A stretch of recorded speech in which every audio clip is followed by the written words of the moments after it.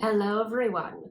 You have stumbled upon my booktube channel. Welcome. My name is Baron, and I'm the purveyor of fine meats at this hot dog stand. As you can maybe tell, I'm very sick at the moment. My throat and voice sound amazing.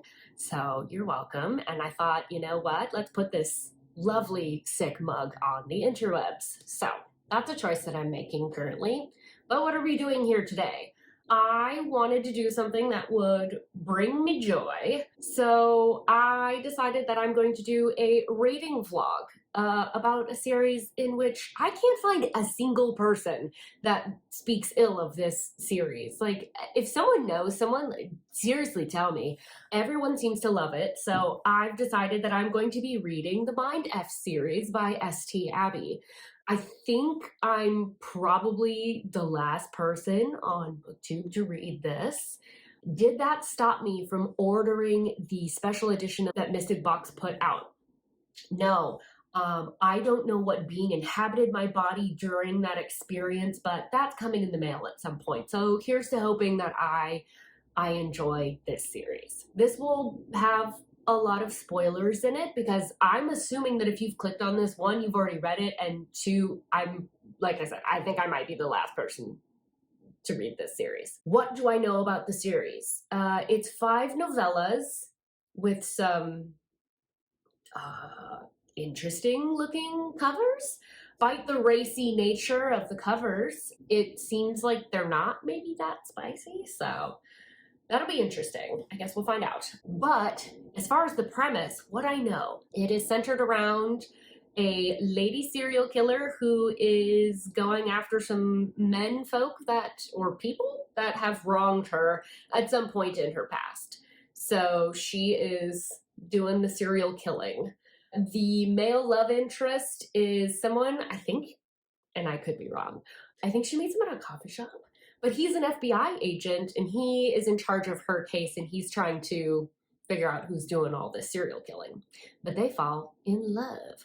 So that's sort of the premise of it. I've heard it's kind of got some Criminal Minds vibes, and I love me some Dr. Reed, so I'm very much looking forward to that. I do apologize in advance for my appearance and sound, but we're doing the best we can. I figured I'd still want to film something since I just started. So I feel like if I called out ill already, it's like calling out sick the first week that you started a new job. And that just felt wrong. So here we are. What I'm hoping to do in this vlog, since they're only novellas, I'm probably going to update around the 50% mark and the end of each of them, I'm assuming. But that's my goal. Without further ado, let's get into the vlog portion of this. Hello, besticles. So, I know I said I was going to update you at the 50% mark, and I did not do that because, to be honest, like, it's only 100 pages or so long, and not a lot happens. The long and short of it, the serial killer serial kills, and the FBI agent FBIs. So there's not a ton really going on. We've kind of established the relationship here. Lana's pretty much just going around murdering people on her list and trying to keep it secret from her boyfriend. And her boyfriend's kind of trying to get to know her and also like sort of involving her in some of his investigations. They don't spend a ton of time together, so it's not very romance heavy. I think if you like the investigation portions of Criminal Minds or like other kind of crime-based shows, this might appeal to you. There's some behavioral analysis that kind of like banter back and forth, but overall, I would say that like the writing is not the best. It's pretty corny. It's what I like to call id fiction. Like the author decided they were going for a particular vibe, and they just went after it, whether or not it was like actually realistic. It's a Lifetime movie. It's weirdly interesting to watch, even though you're like, this dialogue is terrible. And the internal monologues are very like, I'm a monster. Ugh.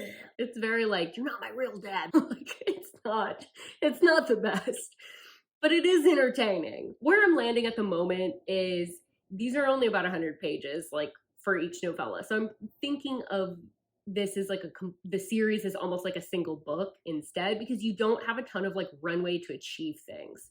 which actually was one of the things that I did kind of like, because the author just was like going after it immediately. We didn't do a lot of setup. It was just boom, they're meeting, you know, then she's off doing her serial killer business. He's off doing FBI stuff. They're kind of coming together when they have a chance. But for the most part, they're just kind of like establishing these characters, who they are, and the relationship. And that's pretty much it. It left off on a pretty wicked cliffhanger that I thought was pretty interesting and does make me want to continue on to the next one. So there's that. I'm still very sick, and this is the same day. So I didn't get better in just a few hours. It's crazy. So I have my tea here, and I'm going to continue on to the next one, which is either called Sidetrack or Sidetracked. The world may never know. I'll look it up later. Hi friends, I'm back. And here to update you on how Sidetracked, the second book in the Mindf series, is going. So I just finished it. It was slightly shorter than the first book. So I'm happy to report I'm on the hype train. Yes, I am so stoked. So I absolutely fell in love with Lana's character in this book, finally. So I feel like after the first book, I was kind of like, I could take it or leave it. Like, this is kind of corny. But what happens in this book, I'll try and keep it like not too spoilery and a little vague-ish as I can, but still kind of give you a little bit of information to go off of. So I have notes down here just briefly for all 100 pages. I know. So initially I was kind of like, I don't know if this series is going to be for me. That was kind of my attitude going in to this second one.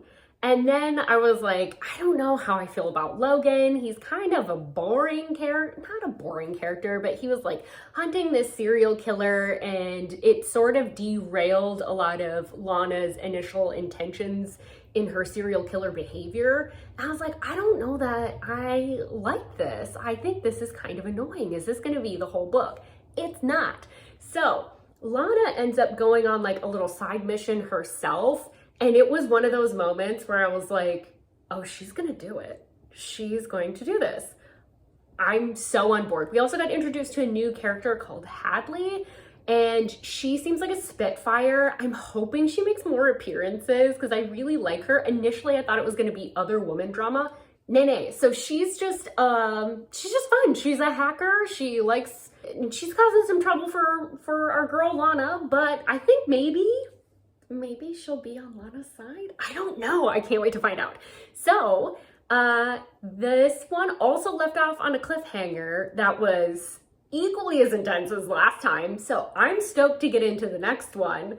I think the writing hasn't really improved, but I think I've just started to appreciate Lana's internal dialogue. Yeah, is it over dramatic?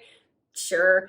But what I think is kind of fun about it, like, she'll just have these little moments where she's like, oh, can I stab this person? Well, I shouldn't stab them, you know, goes against her moral compass. But then she'll be like, but like maybe they're a rapist. Maybe I can stab them. Maybe? Can I? I'm definitely going to stab them. And it's just kind of funny because these lines are just inserted throughout when she's like talking with this person. So it just brings this like humor. It makes it feel like the book maybe isn't taking itself as seriously. And I'm hoping that that kind of tone continues, even though she is just like killing people and taking names. But that's where I'm at after book 2. I'm so happy that I'm really starting to like this series. I was worried. Were you worried? No, you were fine.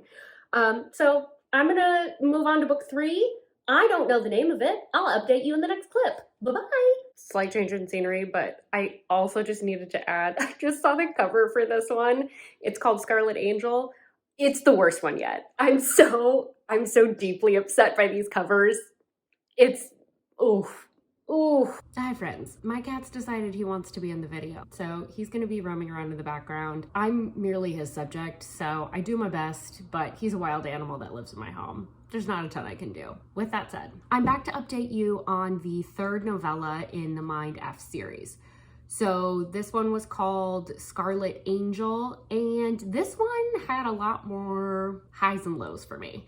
So it started off really high. There was like an encounter that was happening with Lana. She did some badass serial killery things, and then it just kind of like took a dip and a lull, and it was a lot of like Logan trying to take care of Lana because he thought she was traumatized by the experience she had just had, and it was fine.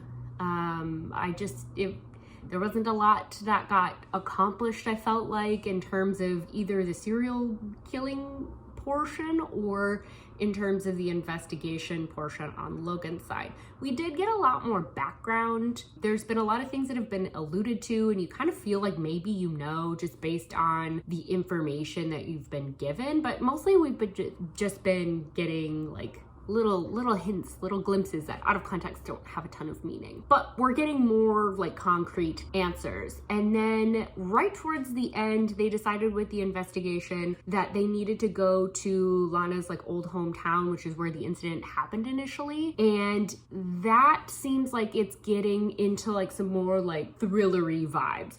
So I'm encouraged by the direction it's going. I will say that this also leaves off on like the weakest cliffhanger. It's still a cliffhanger, but the other ones were a lot more intense. This one I'm compelled mostly because we're kind of alluded to that we're going to get a lot more information about Lana and her past and kind of what's happened. So the other thing that I will say I did like about this one was Lana really develops a relationship with Hadley, which makes me so happy because I really liked her introduction. Initially there was like a POV from her and I was like, oh sick, like maybe Lana and Hadley are endgame, which I was like, that seems like a better book to me, but alas, that's not what happened. It was just for a short bit, but I'll take what I can get. I love Hadley. I think she's just such a fun character kind of to play opposite of Lana. She's like her own like badass, but in a we have to still uphold the law type of way. So it's fun. I am going to move on to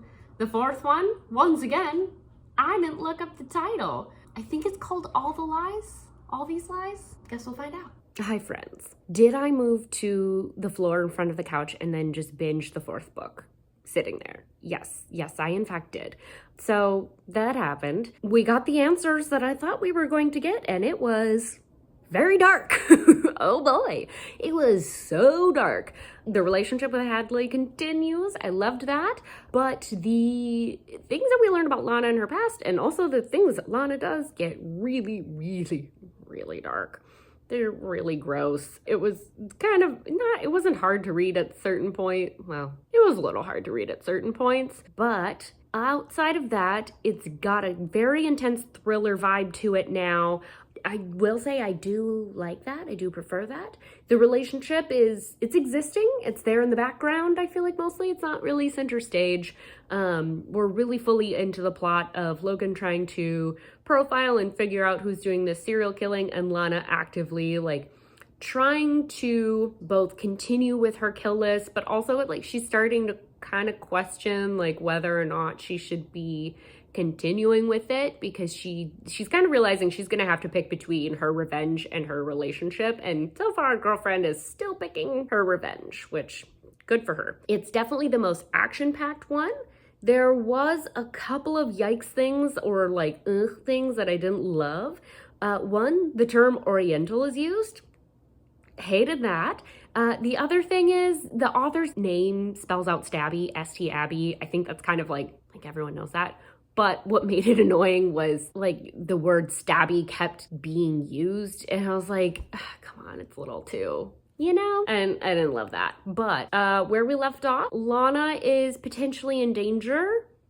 And so is her relationship. She might have been found out. We're unsure. So that's kind of intense. I'm going to continue on with this fifth one and update you at the end and give you my final thoughts.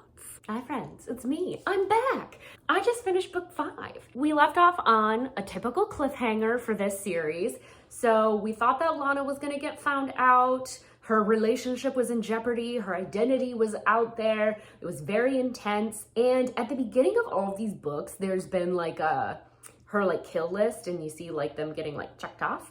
And then at the beginning of this one, it just said, time for endgame. And I was like, what does that mean? What's endgame? Because throughout the books, it's been talked about that like a lot of these revenge killers end up dying because they don't have a plan to like survive. Like they were surviving for the purpose of revenge, and then once it's done, they die.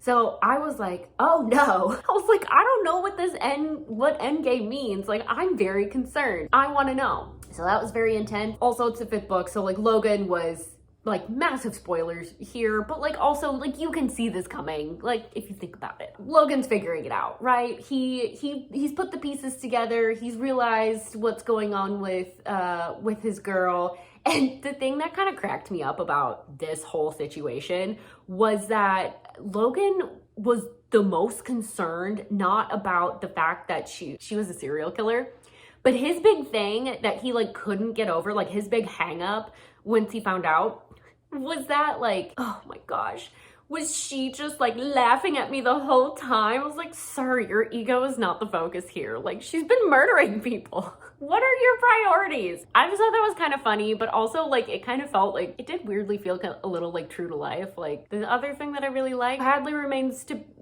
a big player in this, and she stays loyal to Lana through the whole thing. And I was just like, yes, girl power. I really appreciated that, even though like Hadley clearly had like a weak stomach in the beginning when she was finding out what was going on. She was really unsure of Lana. Her and Lana have really bonded, and she was loyal, and I loved it. She was even like when Logan was like, oh, my life, my relationship, everything's a lie, like he's having his little dramatic moment, she was like, get over yourself and figure out what team you're on. Hadley, thank you. That made me so happy. Can we get a book about Hadley? I know the author passed away, so that's not an option, but like, oh, Hadley was so fun. Her relationship with Logan reminded me of like Shamar Moore, and I can't remember the hacker gal's name. She's just baby girl in my head. But you know who I'm talking about if you watch Criminal Minds. I would say that this one, I know that I talked in the previous clip that number 4 was the most action-packed and really dark. That tone continues. This one was very dark. Some of the descriptions were very gross. I did not like reading them. I also would say that this is like, I don't know, it felt like you were like reading about like a supervillain. It felt like Harley Quinn was running around getting her revenge, doing her bad gal things. It was very cinematic feeling, very action-packed. There was a lot of like crazy sequences, and there was fires. I hope I can get across like how cinematic really these ending portions were. Like there was a lot of action sequences that were they were fun to read. They were very fun. There were a couple of things that I was like, didn't love that. One of them was like a minor mistake, and it's sort of like once you see the tooth in the middle of like Tom Cruise's face, where you're just kind of like, well, I can't unsee that now. The author made a boo-boo. In one of the flashbacks, and this is sort of a spoiler, but also like you find this out pretty quickly. Like Lana's real name isn't Lana, right? Like she's going under a different identity. In one of the flashbacks, when she's talking with someone from her past, they use her current identity, Lana, instead of her past name. So it's like, oh, that was a whoops-a-doodles on the author's part, but super minor. One thing that I liked a whole lot less, but also was a pretty minor portion, so I don't want to harp on it too much, but I did just want to call it out because I like read it and I was like, oh, I don't love that. There are some bisexual people in these books. Love that. Want to see more bisexual people. I appreciate. The problem that I had was like towards the end, 2 bisexual people are in a relationship, and that somehow translated to them being swingers and bringing in thirds and potentially kind of being poly, ? I don't know the appropriate term to use for the scenario that was going on, so I apologize. That's on me. But I was like, okay, but like just because you're bisexual and you're in a relationship doesn't mean that you like necessarily bring in other people into your relationship. So I was thrown off by that. It's one of those things that it's like, it makes you uncomfy, but also it's not a major portion of the book, so I feel okay overlooking it for the most part. And that's pretty much it. We do get a happily ever after, which made me so happy. I don't know if you can hear the difference in my voice. Maybe not. I am feeling much better, which is great. But I've been a couch gremlin, so I feel gross. I'm gonna go work out really quick and shower and come back and do like a final wrap up, a final like huzzah. I don't know what that was. I'm upset with me too. Okay, moving on. All right, I'm back. Here to wrap up and give you my final thoughts real quick on the Mindf series. Do I think it's worth your time in general? I would say yes, unless you're looking for a sweeping romance or you want a spicy romance. If you're going in thinking that those are going to be the main elements, yes, they are there, they exist, they're part of it, sort of, but the focus is on the revenge. So if you want something that's a revenge plot line, that's cinematic, that feels like kind of like Harlequin maybe like got in there and like got hers, then I think you're gonna have a great time with this. I would encourage you to give it a shot in general. So I know that fun isn't a great descriptor, but this really is just the author went in with a revenge plotline and she made it cinematic and she made it entertaining. She gave you crazy plot twists, and for that, I think it's a fun and excellent book. But I think if you're looking for something more on like the spicy side, or you're looking for like a dark romance, I don't think this is gonna scratch that itch. So that's all I had to say. Thank you so much for hanging in there with this vlog and hanging in with me through all of the ups and downs. Subscribe if you haven't subscribed. I'm brand new, so you could get lots of more fun content like this. I know, that's really enticing. No other YouTubers offering that. And leave me a comment if you've read the Mindf series before. Let me know, is there anything kind of similar to this? Because I thought that this is a good time, and so I kind of want to find some more of these types of like romances to throw in the mix when I'm reading some heavier stuff. Thank you so much for being here. Bye-bye.